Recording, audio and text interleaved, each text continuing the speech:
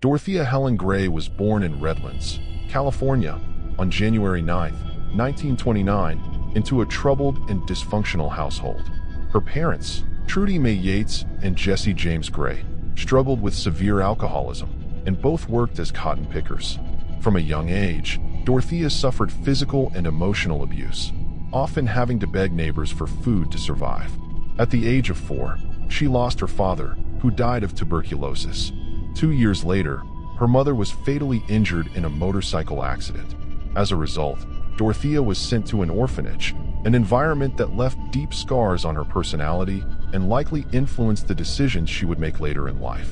After spending some time in the orphanage, relatives in Fresno took Dorothea in. Her life seemed to stabilize, but at 16, in 1945, she decided to marry Fred McFall, a soldier who had recently returned from World War II. During their marriage, Dorothea became pregnant 3 times. 2 daughters were given up for adoption, and the 3rd pregnancy ended in a miscarriage. In 1948, Fred abandoned her, an event that deeply affected her. Ashamed of being left behind, she began lying, claiming that her husband had died of a heart attack. Dorothea's situation worsened, leading her to forge checks, which resulted in her first arrest. After serving 6 months of a 1-year sentence, she was released on parole, but her life already seemed to be headed down a dark path. Dorothea continued to face difficulties and became involved in illegal activities, in addition to having a tumultuous marriage with Axel Johansson. This 14-year relationship was marked by violence and instability, but also strengthened Dorothea's manipulative and resilient nature. Despite the obstacles, she managed to get a job as a nursing aide, caring for elderly and disabled individuals in their homes. After divorcing in 1966, she sought not only financial stability, but also social acceptance and status. Shortly after, she married again, this time to Roberto Puente, a much younger man, but the marriage lasted only 2 years due to his repeated infidelities. Once again alone, Dorothea became determined to change her fate. Dorothea began running a boarding house in Sacramento at 2100 F Street, offering shelter to homeless people and those facing financial difficulties. She cultivated an image of a generous caregiver, organizing dinners for the residents, and even opening the boarding house on holidays. However, rumors circulated that she was intercepting the tenants' mail and stealing their monthly checks. Despite these accusations, Dorothea maintained her reputation by forming close relationships with social workers and presenting herself as a protector of the needy.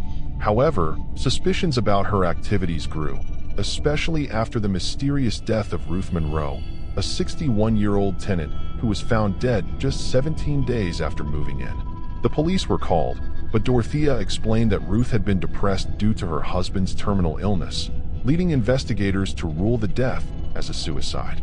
However, other suspicious incidents continued to surface.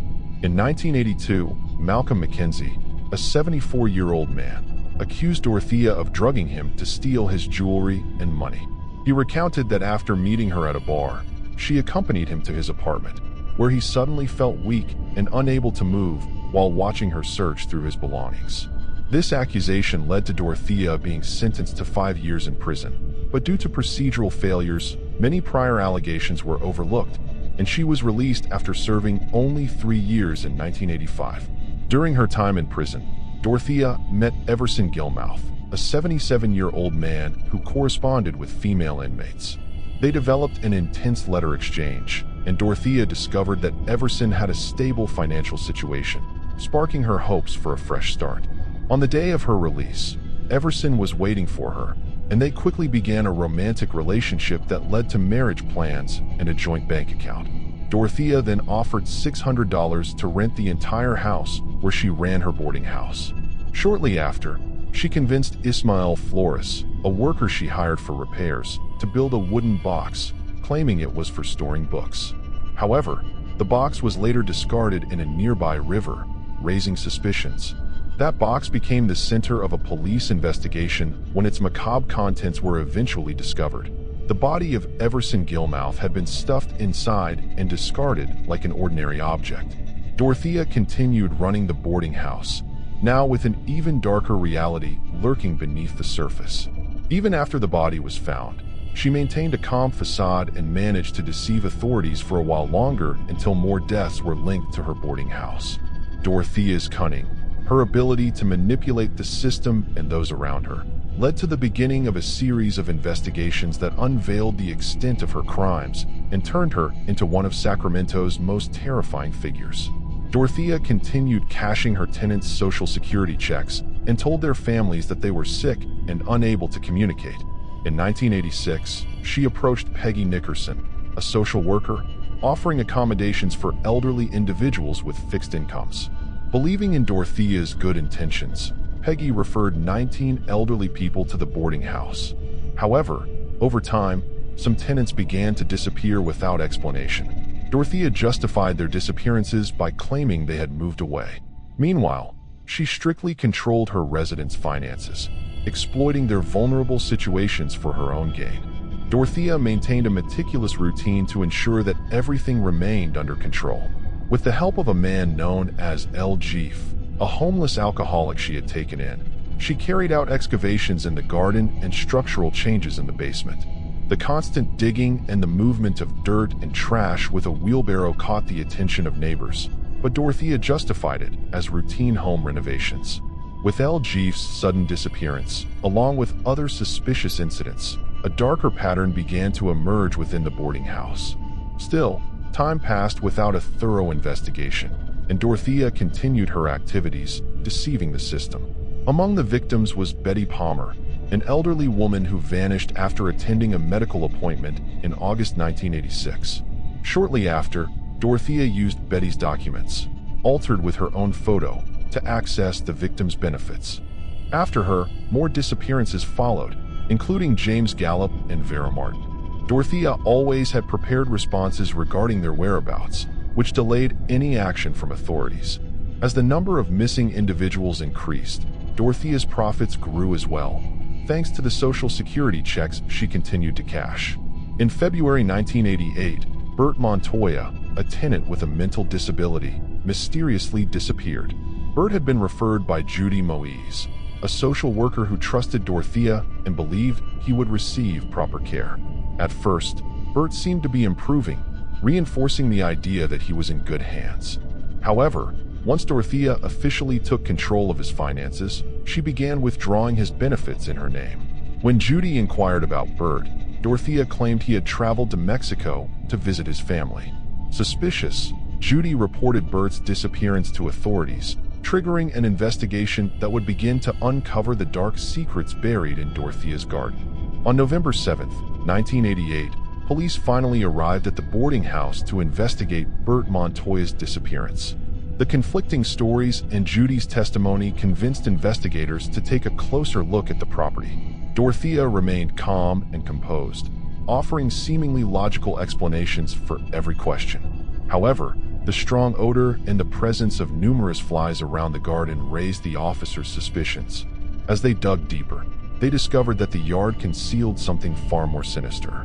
During excavation, authorities uncovered evidence of the missing tenants, a cemetery of bodies meticulously buried by Dorothea. With a search warrant, police inspected Dorothea Puente's property and found 7 bodies, including Bert Montoya and Betty Palmer, whose remains had been dismembered. Examinations revealed high doses of flurazepam, a medication found among Dorothea's belongings. Connecting the facts, authorities determined that Puente had been cashing her victims' benefit checks, estimating her illegal profits at $5,000 per month. However, despite the evidence, she was not immediately considered a suspect and was allowed to move freely. Taking advantage of the opportunity, Dorothea left to get a cup of coffee and disappeared, embarrassing law enforcement officials. A nationwide manhunt began, but Dorothea managed to evade authorities by booking a flight to Los Angeles without boarding. Eventually, she took refuge in a Los Angeles hotel under the name Dorothea Johansson, keeping a low profile. Seeking companionship, she met a man named Charles at a bar and attempted to involve him in a benefit scheme. Growing suspicious, Charles later saw a news report linking Dorothea to the case and contacted the media, who confirmed her identity. Shortly after, police and journalists arrived at the hotel and arrested her, bringing her back to Sacramento. Upon her arrest, Dorothea admitted to cashing the checks but denied the murders. In court, she faced multiple charges in a highly publicized trial, which was moved to Monterey. Prosecutors alleged that she drugged and suffocated her victims, using ex-convicts to dig the graves. The defense attempted to soften her image by highlighting her traumatic personal history. After months of deliberation and extensive evidence, in 1993, Dorothea was found guilty of multiple murders and sentenced to life in prison. Until her death in 2011 at the age of 82, Dorothea maintained her innocence, claiming that the deaths occurred naturally. In her final years, she continued exchanging letters, including recipes, which were published in the unusual book, Cooking with a Serial Killer. In it, she insisted that she had been kind to her tenants, but continued to deny all murder accusations.